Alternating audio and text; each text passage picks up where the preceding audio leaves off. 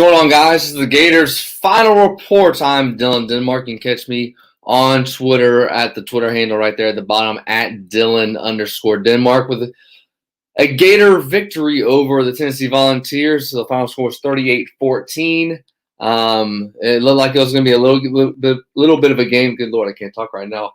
A little bit of a game in the first half. But Tennessee outplayed them in the first half, but Florida still held the lead 17-14.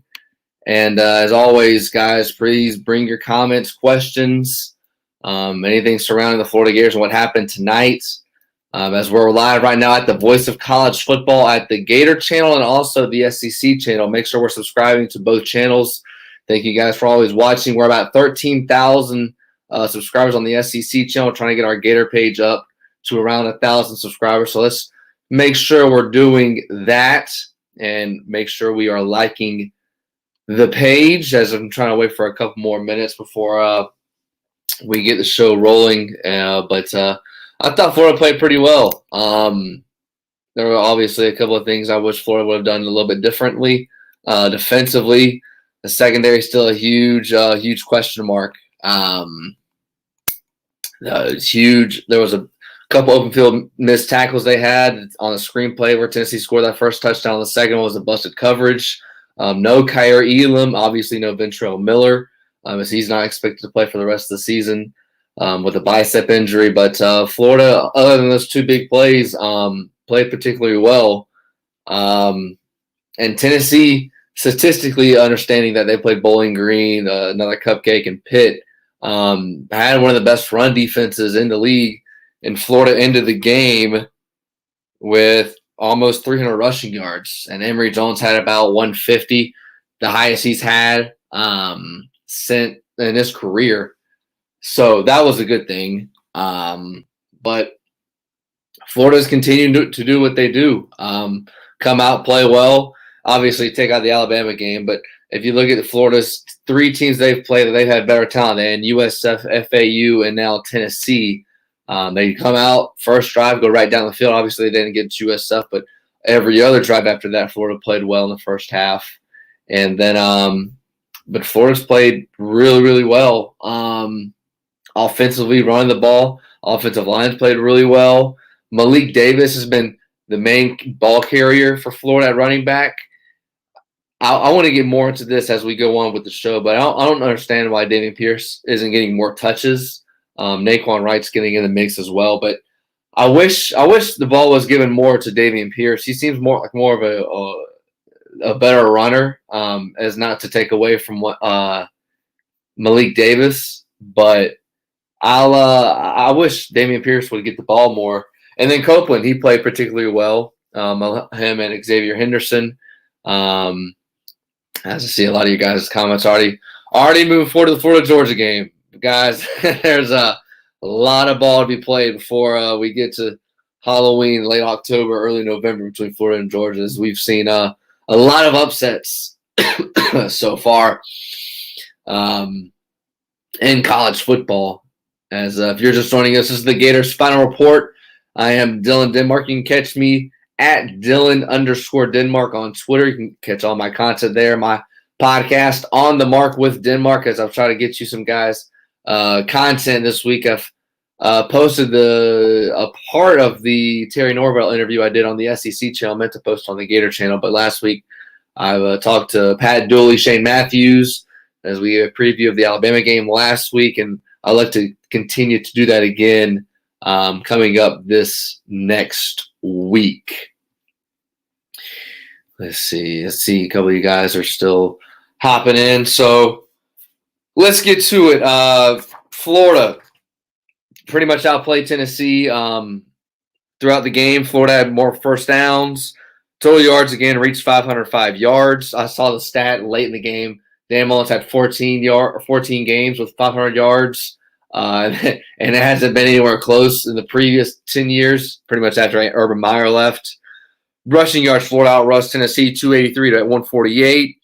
Penalties, Tennessee could not get out of their way with penalties. They had 85 yards to Florida's 43. Florida turned it over once on that Copeland fumble right before the end of the first half, and time of possession was dominated by Florida again, 35 minutes to Tennessee's I think it was 25. This is 23 right here, but Tennessee got the final minute. But Florida played really, really well. Obviously ran the ball effectively. Emory Jones had a career high in rushing yards, right at 150, I think it was. Let me pull up his final stat. I know it was at 140 at one point in time. He threw for 209, ran for 144 on 15 carries. His longest rush was 49 yards. Pierce had 62, Davis had 45, and Naquan Wright had 32 rushing yards. The leading receiver was Justin Shorter with 54.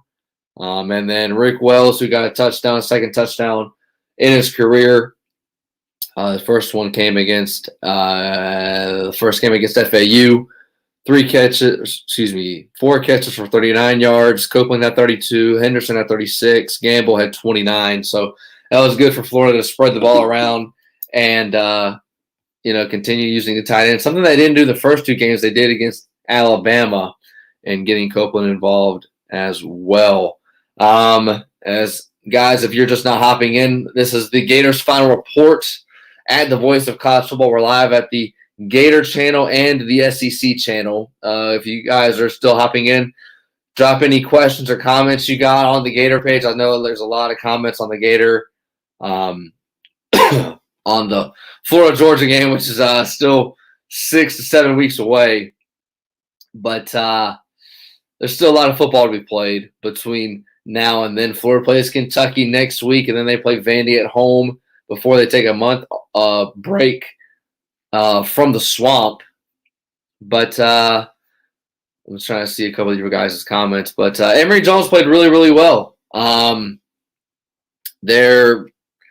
not a person to ticky-tack. Anthony Richardson didn't play. I didn't expect him to play, even though Dan Mullen said I think he said during the week that he's getting healthier. With a hamstring injury, you're not, especially with the asset Anthony Richardson is, I don't expect him to play probably next week. He might get 1 game in before Georgia. The biggest thing for Florida right now is hoping he's 100% healthy for that Georgia game. But obviously there's a lot of football we played before then. But I didn't expect him to play. I know some people expected him to play off of Dan Mullen's comments, but I didn't think he was going to play. Emory Jones was going to get most of the snaps, and then you feather in a lot of the running backs. But let's see here. Florida started the game, went right down the field with a touchdown pretty easily with 66-yard drive, and then they let it up with a field goal. It was a 45-yard drive, and then they went punt, touchdown. And that third touchdown was from, I think, Naquan Wright. But Florida seems like the first 2 games, FAU, USF, they get out to a good start, and then they get to this part where they kind of sputter, whether it be a turnover, whether it be a 3-and-out and a punt. And again, too, I think Dan Mullen kind of knows that he can fill out his opponent, and then you saw what they did. Florida ran the ball a lot, and then what did they do the second half? They didn't ever throw over the top at all in the first half. What did they do? They went right over the top. They went to Copeland. They went to trying to think they went 2 deep plays. Let's see. One was a shorter, one was to Gamble, and then they did the double pass with Whittemore to Gamble, which was pretty cool to see. I think that was same play that Dan Mullen pulled out against Mississippi State when Kadarius Toney threw the ball. I forget who it was. In that game in his first season, 2018. But Florida went straight in the second half, dominated the third quarter, was 17-14. They quickly made it 31-14. Florida, the biggest thing, they covered the spread. Florida, it was 38-14. The spread was like right around 20 from what the last check I had. The final score was obviously 38-14, so they covered with 24. As you all know, if you're a betting man or a woman, good teams win and great teams cover. And Tennessee was throwing the ball in the end zone to not get the spread. And Florida was only covered the spread once against Alabama, which was last week. They didn't cover spread at all against USF or FAU. Guys, continue to drop your comments. Any questions or comments that from the game? As I see George is dropping a couple comments. Let's stay with the game and not all the way to the Florida-Georgia game. There was one he had. Let's see.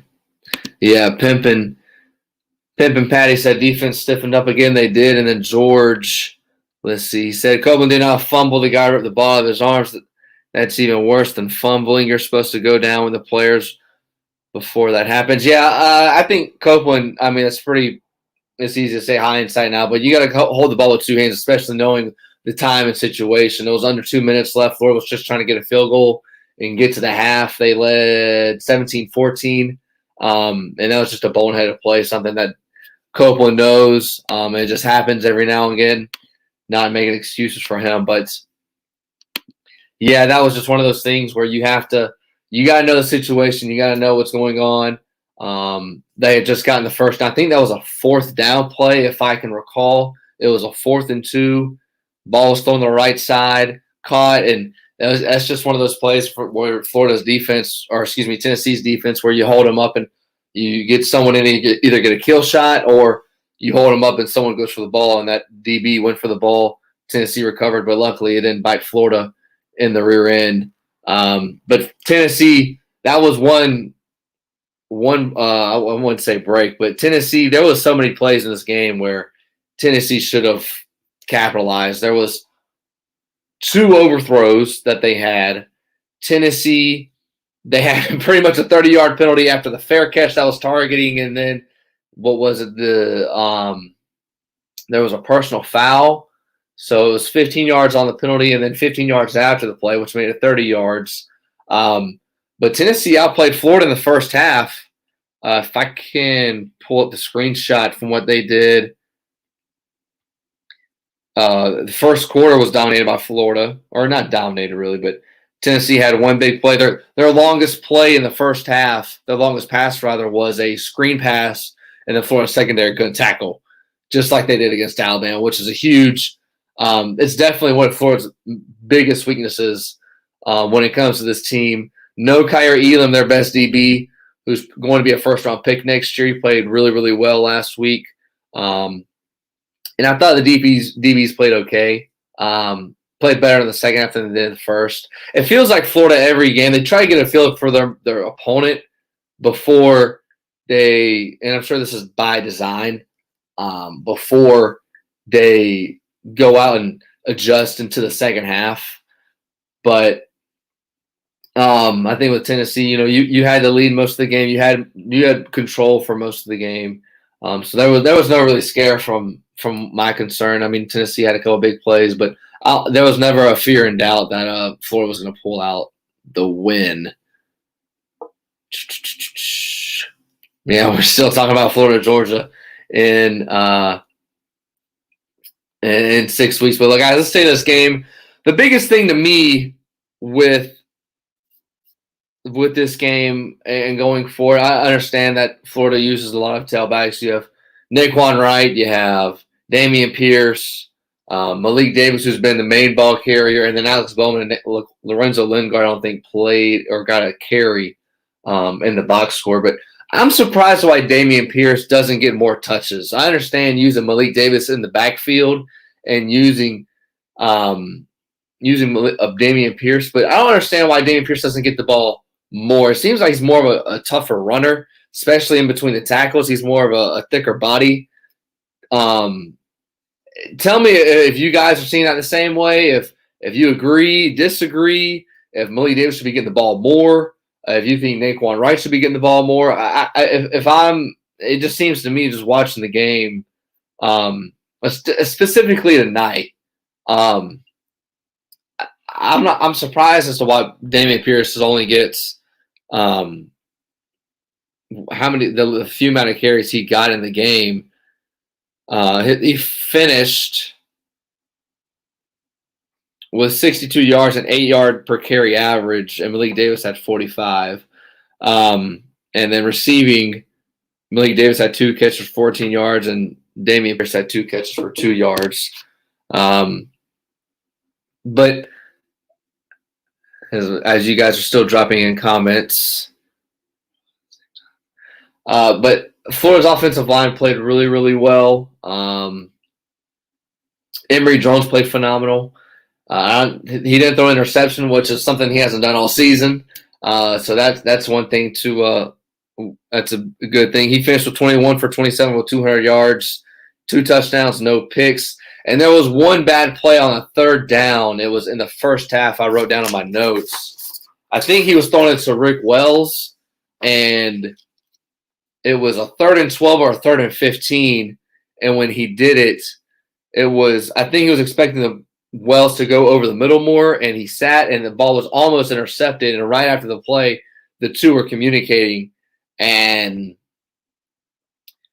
it seemed like they weren't on the same page, and usually the receiver's on the wrong side of things on that. So that was really the only thing, but I think that's more of the receiver on that end than Emory Jones. He wasn't faced under duress. I don't think Tennessee, if they had a sack, it was only a couple of them. But Florida, again, they took care of business. There was a lot of questions about a hangover.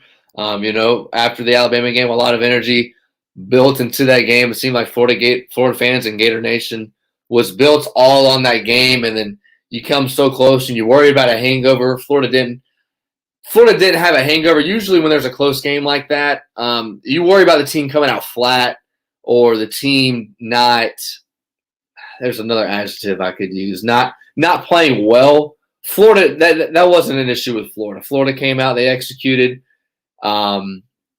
They had a couple miscues on the secondary. It was a blown coverage that the DB just had his eyes on the quarterback and not the receiver for whatever reason. Missed tackles on a screen pass that took Tennessee to their first touchdown. The D-line played particularly well, getting after the quarterback multiple times in the backfield. Holding Tennessee to 148 rushing yards. Small had 59. Evans had 50. And the longest rush they had was 16 yards. So Florida's defense continues to play well against the run. Something first half Tennessee was able to run the ball a little bit. And Tennessee's tempo is a big thing that was coming into this game. That I think they were averaging like 18 yards a play, or excuse me, every 18 seconds they would average a play. And that kind of caught Florida off guard a couple of times, but Florida adjusted. No worries with that front. Hooker went 13 for 23 with 220 yards with 2 touchdowns.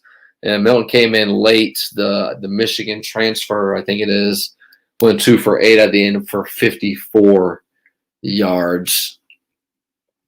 As I see a couple of you guys still dropping in comments, George and Pimpin' Patty. As this is the Gators' final report, I'm Dylan Denmark. As you can catch me at my Twitter handle at Dylan_Denmark. And let's make sure we're liking and subscribing to the channel. We're on the SEC channel and the Florida Gators channel at the Voice of College Football. We're at 13,000 subscribers on the SEC channel. We're trying to get our subscribers up on the Florida Gator page. We are, last I saw, right at over 300 subscribers. We're trying to get to 1,000. That's our goal by the end of the year. So if you guys could do that, me and Mark Rogers would appreciate it. But let's see. Florida comes out with a win, 38-14. Defensive front played well as they did last week. Held the run, even though Tennessee did have 150 yards. Alabama was held to 80 or 90. But Tennessee's tempo got to Florida sometimes. Something they haven't seen all year. But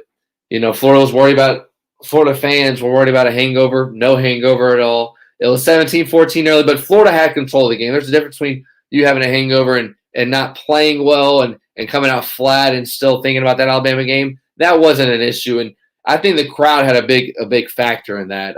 It was sold out. It was announced yesterday. Didn't see many empty seats, which was a good thing because usually it's happened in the past when Florida loses a close game. The crowd isn't as good the following week, but I think with this being a night game, with this being a rivalry game, there's one more home game against Vandy in 2 weeks, and then Florida goes a long time without playing a home game. And I don't know about you guys, and tell me if you've been to a Gator game this season. I went to the first two against FAU and Alabama.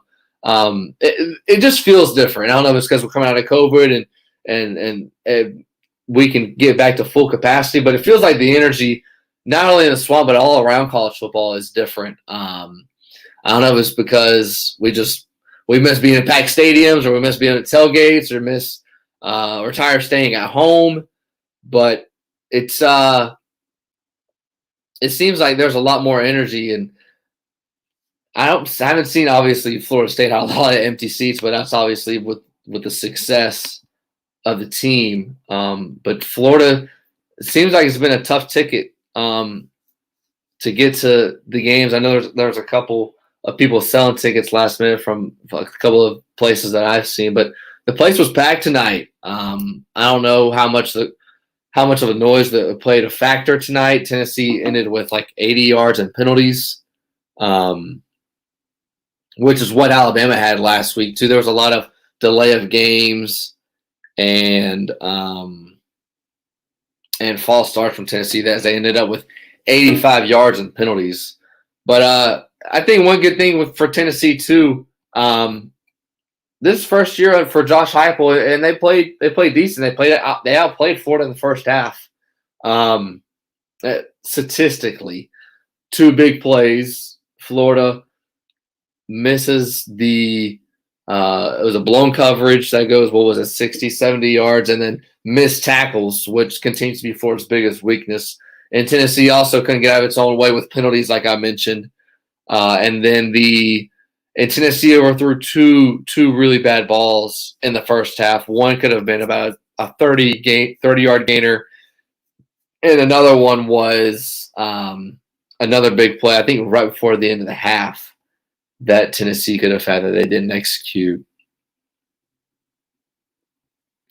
As I see you guys still commenting, we're live at the Voice of College Football on the SEC and the Gator channel. Make sure we're subscribing to both channels. The SEC channel has 20 subscribers at 13,000. We're trying to get our Gator page up as I'm trying to get some shows out for you guys this week. I've interviewed Shane Matthews and Pat Dooley. That was mainly focusing on the Alabama game last week. I talked with Terry Norvell this week. He hosts a show, College Sports Today, on Facebook with Shane Matthews and Steve Spurrier. If you didn't see those interviews, check those interviews out. Let's see, as you guys are still dropping in comments. Yeah, and this isn't obviously this isn't, I know most of you guys don't know this already, but make sure you're checking out the other channels as well, as there's the post game for Alabama, Iowa, Michigan, Miami, a bunch of other teams. You can go add the Voice of College Football, click their page, click Mark Rogers' page, click featured. You can catch all the channels. There's a SEC wrap-up show that went on just before I did. And make sure you guys are checking out, liking, and subscribing to all of those channels. As I'm going to take a look at Twitter now and see what Dan Mullen said in his post-game coverage. If you can give me just a moment.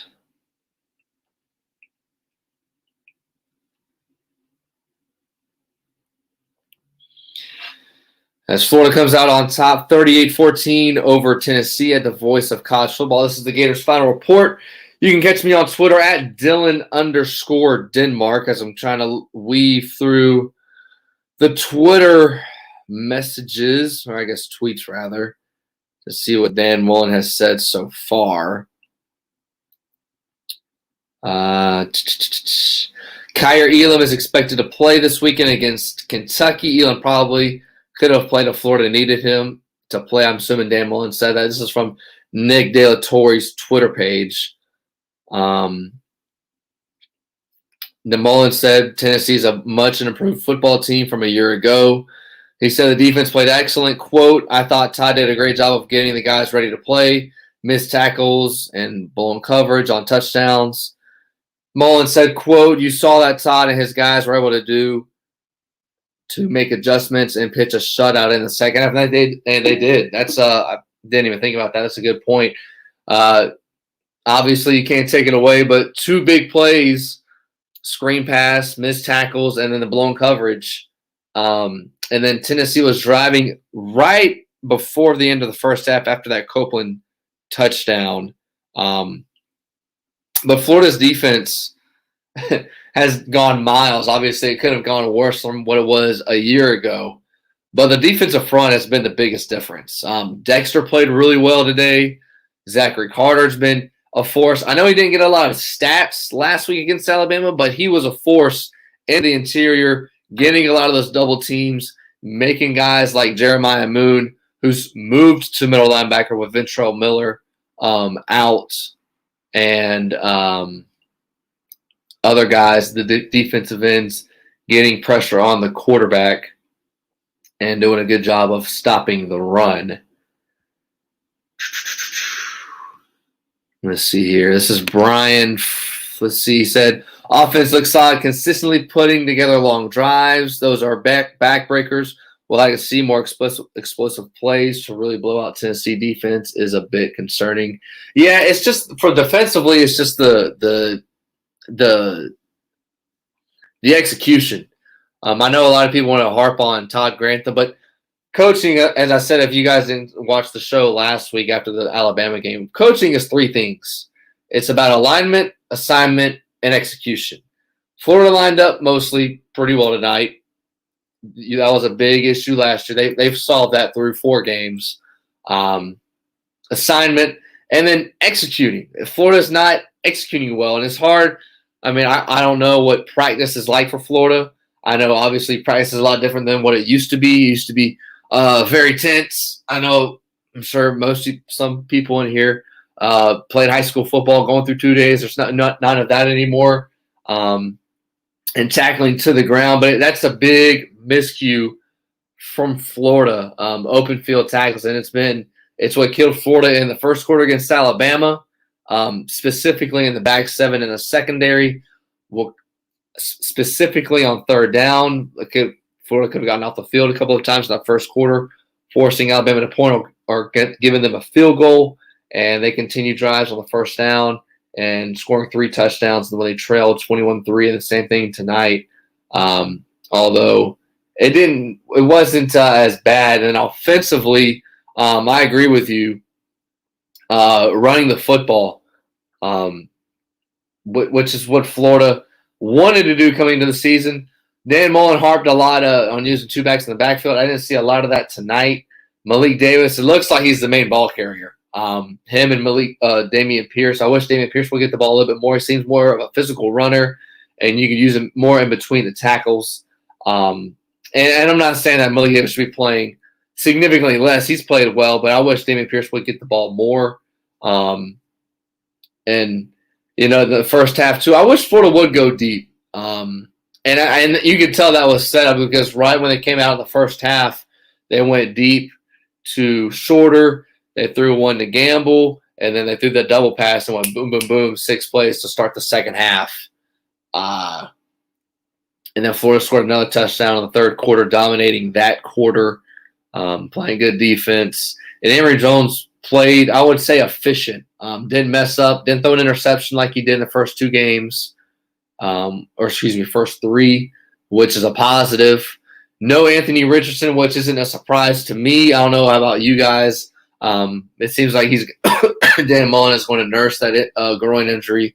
I think the last thing Gator Nation and what the coaching staff wants is for Anthony Richardson to come in and play in a meaningless game.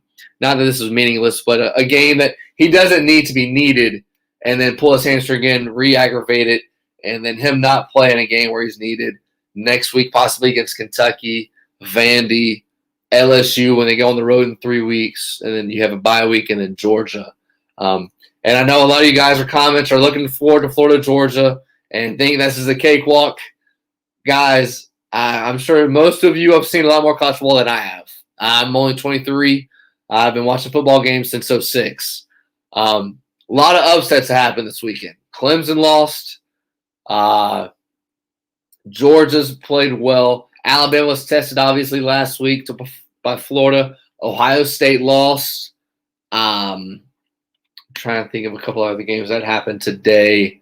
Auburn almost lost to Georgia State. Bo Nix was benched.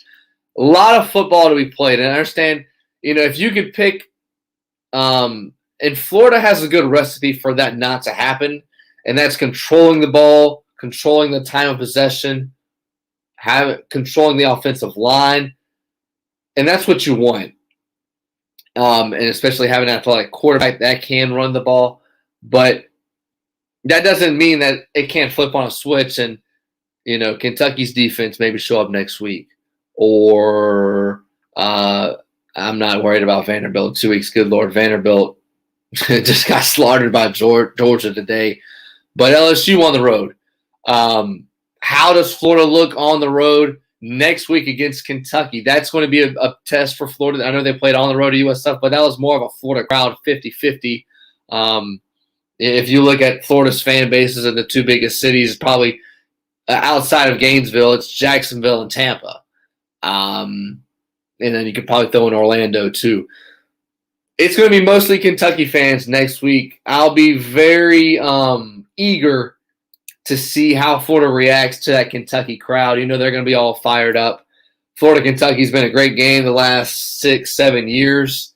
I know the two haven't liked each other. Last time Florida went to Kentucky was the game Felipe Franks got hurt, and a la Kyle Trask, and we all know what he became at Florida. But that's very interesting to see from my end. You can let me know, guys. Let me know what you guys think. Florida going on the road to Kentucky. Not worried isn't the word, but what are you looking forward to? Florida going on the road for the first time in a hostile environment, where the road game isn't going to be mostly in favor of Florida fans. Kentucky won a narrow game today against South Carolina, 16-10. And I think Kentucky's 4-0, I believe.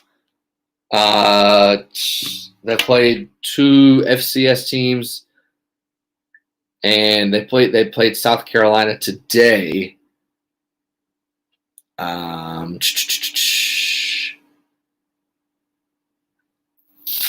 Give me 1 second.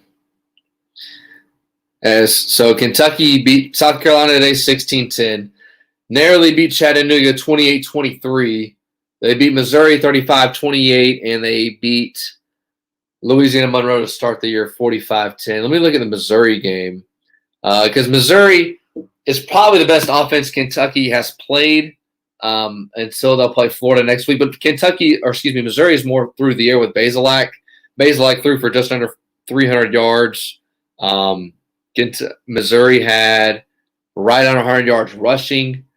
And then today, Kentucky against South Carolina only gave up right at 50 yards rushing. So that'll be intriguing. So it seems like 3 straight weeks, Florida. Alabama had a really good run defense. Florida passed the test running the ball against them. Tennessee was at the top of the SEC against the run, obviously, with the schedule they've played. Florida passed the test today, rushing for exactly just under 300 yards with 500 total. And then next week, Kentucky. And then Kentucky obviously is going to be a little different on the road, hostile environment. And I'm not really worried about Emory Jones so far, and not next week. It's more about the offensive line. There was a couple of injuries tonight. We'll see how that goes, what their update will be throughout the week. But you saw what the swamp has been like the last 2 weeks. Tennessee had 80 yards in penalties. Alabama had 80 yards in penalties, and that's from false starts. That's from delay of games. And There was a couple of bad snaps from Tennessee's Mays, the center, and that was a little bit more from him being hurt. But in one of those times, the bad snap, it was like low to the left of him, the quarterback. He had a man wide open in the middle of the field, but just missed him. I think that was in the second half, like third, might have been the fourth quarter. But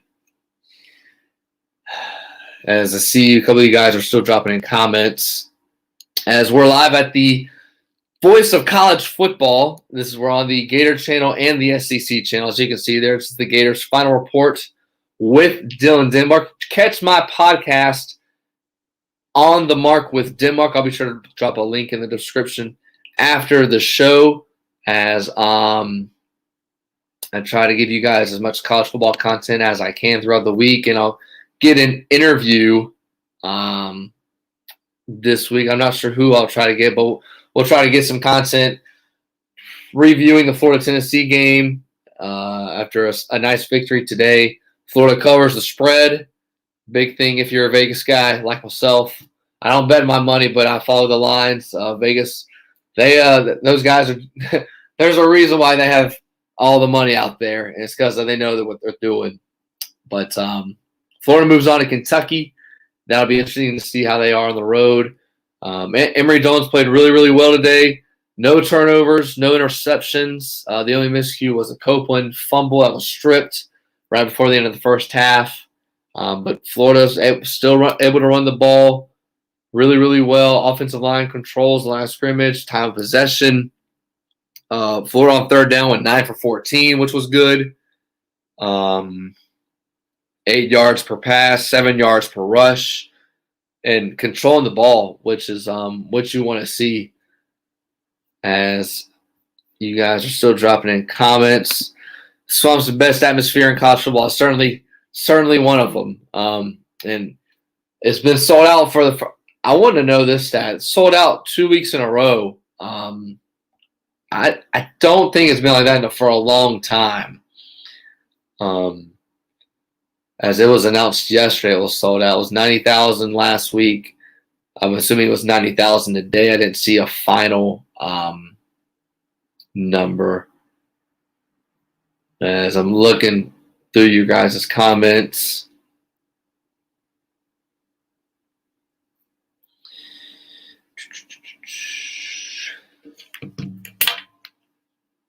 As I'm going to go back to Twitter to see if Dan Mullen said anything else. When he talked about Anthony Richardson, he said, quote, he's much improved, close quote. He was at full speed on Friday, but Florida continues to be cautious. He was a little tight. He definitely was cleared to play if he can get through the week with him in a backup role. We think he's 100% moving forward. So, yeah, Anthony Richardson, I personally, no source, was not expecting Richardson to play. If he wasn't going to play last week, he definitely wasn't going to play today. And he wasn't needed. And those hamstring issues, you never know. It's a very tender injury. And heaven forbid if he goes out and, not a meaningless game, but a game that he's not needed and hurts that hamstring, that's huge. On the road to Kentucky next week. 2 weeks from now, you play at LSU, and then obviously the big one in Jacksonville come around Halloween against Georgia. As all these tweets are from Nick De La Torre.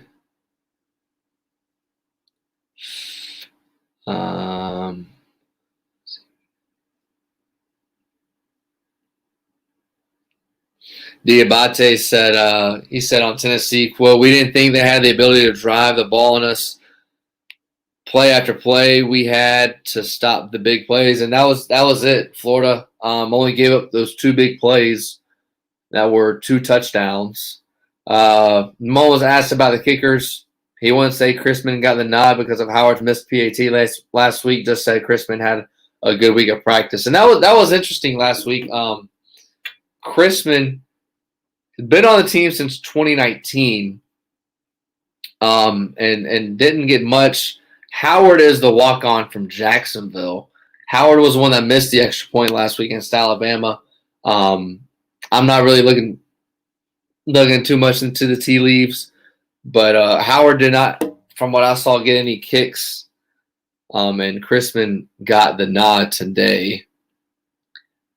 But if you're just now joining us, Kyrie Elam is expected to play next weekend against Kentucky. Secondary they played okay. They had one miscue. That was a big bust where Tennessee scored their second touchdown. And then obviously the open field tackling was was not good either. But defensive line was able to get after it like they've been able to the first 3 weeks. No hangover from the Alabama game, which was a good sign. And it was close at first if you didn't watch the first half. Usually a hangover is you come out flat, not executing on your blocks up front, missing assignments. And Florida didn't have that. Other than the two big plays that Tennessee had, Florida controlled the tempo and had Copeland not fumbled the ball at the end of the first half.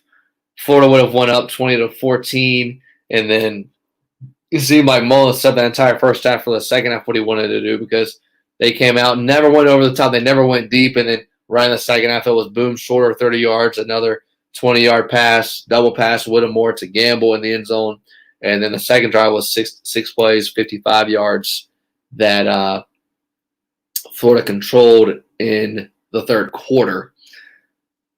As you can see there, if you're just joining us, this is the Gators final report. I host On the Mark with Denmark. I graduated from the University of Florida last year with a degree in journalism, but most of my experience is from radio. I interned at 1010XL in Jacksonville and Sports Radio 930, and I did a lot of experience on a lot of shows with Terry Norvell, his Facebook page, College Sports Today. I caught up with him in an interview this week with on this SEC channel at the Voice of College Football, as we're live right now at the SEC and on the Florida Gator page. Let's make sure we're subscribing and liking the page. But Terry was talking about the other day. I asked him, after the Alabama game, do you expect a hangover? Miami had a bad hangover. I understand Miami is different than Florida. Miami almost lost to Appalachian State the following week at home, but Florida didn't have that issue today. They executed on all fronts. Time of possession was 35-25. First downs 25-18 to Tennessee. Third down 9 for 14 for Florida. 8 yards per pass, 7 yards per rush. You can't ask for much more. And Emory played, for use one word, to be efficient. Didn't have an interception. Went like 22 for 27, I think it was his final, 200 yards throwing and about 144 on the ground. And I'm trying to catch up with a couple of your guys' comments right here.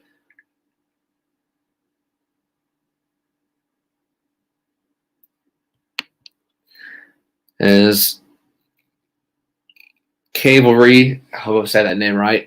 My opinion stays the same from last week. We need to improve defense, and we need to play AR-15. Only thing extra I've noticed is we got to eliminate the slow starts. Florida didn't really start slow today.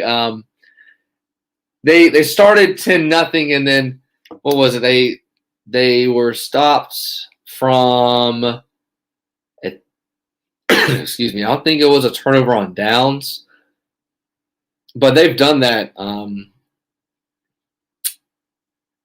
Yeah, they punted. So they went. So their first half, they went touchdown, 66-yard drive, field goal, 3 and out on a punt, touchdown. That went 60 yards.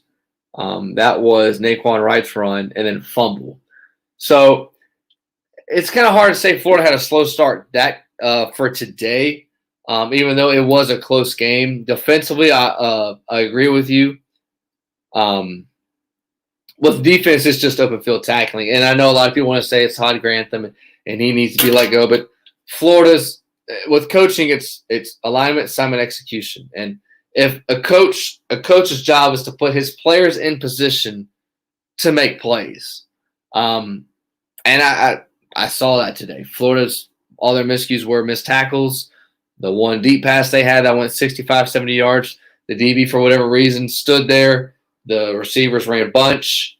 I think the inside receiver was guarded by Marshall, and the other receiver ran a go route, and he just had his eyes in the backfield and was frozen. I don't know what the coverage was. If it was man, if Marshall picked the inside guy and the other DB gets the outside guy, or if it's a design cover 3. I think it looked to me like it was like a pick man where Marshall get the inside guy and the other man who just didn't get the outside. But yeah, I agree with you. AR-15,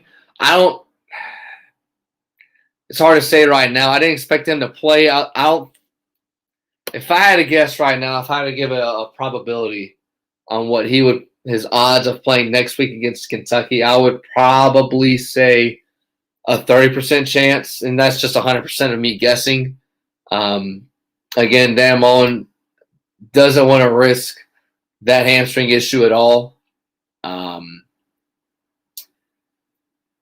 You don't want to put Anthony Richardson in a game where you're pretty confident you can win. Obviously, if it gets to the fourth quarter, all bets are off. But you don't want to throw him in the game and then him have a 20, 30-yard run. It doesn't even have to be that long. And then him pull his hammy, and then he's out for another length of period of time. But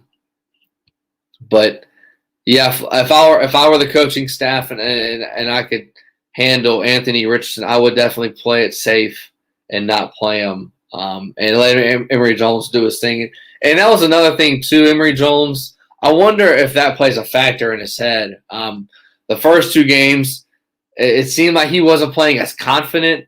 And last week against Alabama, played confident. Tonight, he played really well, efficient, confident. And I wonder if that has to play a factor with him knowing Anthony Richardson has that injury and him knowing that, okay, if I mess up, well, Anthony Richardson's about to get in. Because you saw the first 2 games, it was Jones the first 2 drives and then Richardson that third drive. And then they went Jones again for the drive after that, maybe 2, and then back to Richardson. I wonder if that plays a factor in his head, knowing that Richardson's going to stay on the sideline, and it's all his playbook, that he's going to stay in and be the guy no matter what. I wonder if that plays a factor, and then going into next week against Kentucky 4-0, that game will be, I think it's a night game. It's either 6 or 7. I don't think it's final yet. It'll be on SEC Network or ESPN. I want to see what Emory Jones is like on the road, a true road test. He got a couple of plays against LSU 2 years ago. 2 weeks ago it was USF, but that was more of a Florida crowd than a USF crowd. And going on the road to Kentucky, it's been a great game and a great series for the last 5-6 years. And we'll see how it goes. Last year it was a blowout, COVID year. Florida dominated on the outside. Kyle Pitts dominated last year. But 2 years ago, most people remember Felipe Franks goes down. Kyle Trask comes in, and Trask becomes what he is known at Florida now from that moment. But yeah, I think it's going to be, if Florida can take care of business and do what they've done the first 4 games, that Kentucky shouldn't be any issue. Kentucky beat South Carolina, which is South Carolina would probably take 6-6. If you're a South Carolina fan, in their first year, Shane Beamer, they would probably take that. They only beat them 16-10. They beat Tennessee Chattanooga by 5 last week, and they played Louisiana Monroe the first game 45-10. So, and Kentucky's played against the run well, like Tennessee and like Alabama. Florida ran the ball really well. So another matchup that'll be interesting to see come next week as Cavalry wanted a follow-up. I have no problem with Emory Jones, but when we go up against Georgia, I think sometimes you need to do what gives you the best chance to win. Yeah, I think Dan Mullen knows that too. And I think Dan Mullen has a plan when it comes to these big games. I mean, you saw what Florida did against Alabama. They ran a lot of formations and a lot of plays they didn't run in the first 2 weeks. Dan Mullen said he kept it very vanilla. And there's no need to throw the kitchen sink against USF and FAU. And I think you're going to see a lot of that. You saw it today. They didn't really show much. They did the double pass tonight. But, Florida, Dan Mullen is a great coach at in-game adjustments and also game planning. And I'm pretty sure that plays in his mind too, knowing, okay, Anthony Richardson, if I don't play him these couple of weeks, I don't want to show him a lot because, well, that's more film that LSU is going to get, that Georgia is going to get, and so on and so forth. And there's no need to play Anthony Richardson tonight. I wouldn't have played him with a hamstring issue. I wouldn't play him this weekend if I needed to. I definitely wouldn't play him against Vandy at all. But then LSU, he should be 100% healthy come that time. But we'll see. Dan Mullen said today after the game in the press conference that he's 100%. And if he was needed today, he could have played. But again, if he didn't need to play, you don't play with snakes. If it's a hamstring injury, it's very tender. You don't mess with it. Yeah, first half started out 10-0, and then it was then we had another touchdown, but then there was 2 punts, and then Copeland stripped right before the end of the first half. Yeah, I believe in Brendan right here. I agree with him. If Anthony is play Anthony, if ER is playing bad, we're going to need both quarterbacks healthy for Georgia. That's exactly right. When I talked to Pat Dooley last week, previewing the Alabama game, he thought we needed both quarterbacks to play. And I think, obviously, it's hindsight. The game would have been a lot different if Anthony Richardson was 100% healthy and he could have played against Alabama. Alabama went mostly man-to-man on the outside, running a cover one under, which means you have your 4-man line. Your DBs have guys on the outside covering receivers. And then you basically get that one-on-one matchup between the middle linebacker and the quarterback, Emory Jones. And when that happens, it's one-on-one, and that forces the quarterback to run, which Florida did most of the time. And it played well. And there was a lot of times in that game. There was about 3 or 4 runs in particular where Florida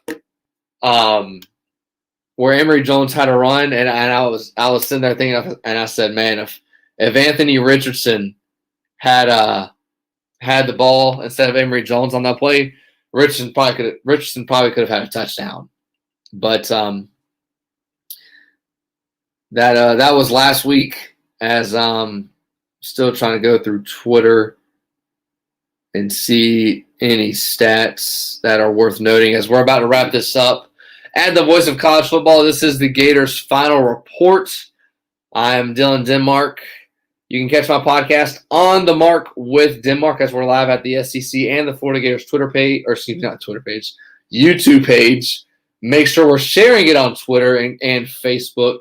And do me a favor and like and subscribe to the channel, as you can catch all the other content. I know Miami's had their post-game show. The SEC's had their wrap-up show before this show started at 10:30. There's Michigan shows, Iowa shows. Whatever channel you want to watch, just go to At the Voice of College Football, click, and you will be directed to whatever college football content you like. Florida plays Kentucky next week. Time is still to be determined. Kickoff will be at 6 or 7. Game will be either on ESPN or the SEC network. Florida played well today. Didn't have a hangover from the Alabama game. A little bit of a sluggish start, 17-14. But I think it played to Dan Mullen's his game plan. Didn't go over the top much. Ran the ball, control the tempo, control the time of possession, because Tennessee, they knew Tennessee like to go up tempo, and you don't want to have quick drives and give the ball right back to Tennessee's offense where Florida's defense stays on the field. That was good. D-line for Florida played good. Open field tackles need to be corrected next week for going into Kentucky. Blown coverage obviously needs to get fixed up in the secondary. And drop your final comments or questions you have before we sign off at the Gators' final report on the SEC and the Florida Gator page. But Florida played well. Emory Jones played well. No interceptions, which was a huge positive, something he didn't do in the first 3 weeks. I think he finished 22 for 27, just over 200 yards throwing, and on the ground for about 145. Florida's going to find it hard. Yeah, so Cousin Eddie here, he said Florida is going to find it hard to win games against top teams being as one-dimensional as they have been. Yes and no. If you were to go back to last week when Florida was down 21-3, I think there would have been a lot of teams and a lot of coaches that would have abandoned the run. And obviously Florida, their strength is the run game offensively. And Florida didn't shy away from that. I think Florida, the thing with Dan Mullen, I think he knows how to game plan against teams, because if you looked at what he did, there were so many people. I mean, if you go back to the comments from this, the Gators final report after the FAU game, it was all emotional, and Emory Jones needs to be thrown, and Anthony Richardson needs to play. And then USF, it was the same thing. Anthony Richardson needs to play more. Emory Jones needs to Anthony Richardson needs to play more. And then so that was some of the fan base. And then they come to the Alabama game. Emory Jones plays really well. No Anthony Richardson. And it's mostly running the ball. And if you had to pick one between throwing and running, I would definitely pick running. But Florida was able to throw the ball efficiently. They didn't need to throw the ball deep downfield. And I think that'll change. Dan Mullen is one of the best guys at game plans in college football and at in-game adjustments. But we'll see. Florida goes on the road to Kentucky next week. First hostile environment that Emory Jones will see, and for some of these guys on the outside like Henderson, Whittemore, that are now stars. I understand they've played last week, but for them finally getting a lot of starts and a lot of snaps is what I'm really intrigued to see in Kentucky. Obviously, they haven't played a team like Florida, but they've done a good job in their first 4 games at holding teams to not a lot of rushing yards. They played South Carolina today, won that game 16-10, and they South Carolina didn't run the ball well, and neither did any of the previous 3 teams that Kentucky played. Understanding that a couple of them were Tennessee, Chattanooga, and Louisiana Monroe.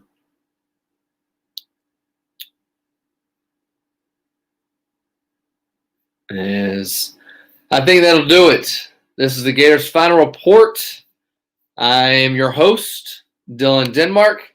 I'm trying to get you guys some content throughout the week, some Gator content previewing the Kentucky game and reviewing this Tennessee game as we're crazy. We're already a third of the way through the football season.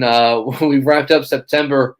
We wait, I don't know about you guys, but guys like me, we wait all year long for this. And unfortunately, we're already through the month of September, 4 games in and 8 more to go. Florida will play at Kentucky next week.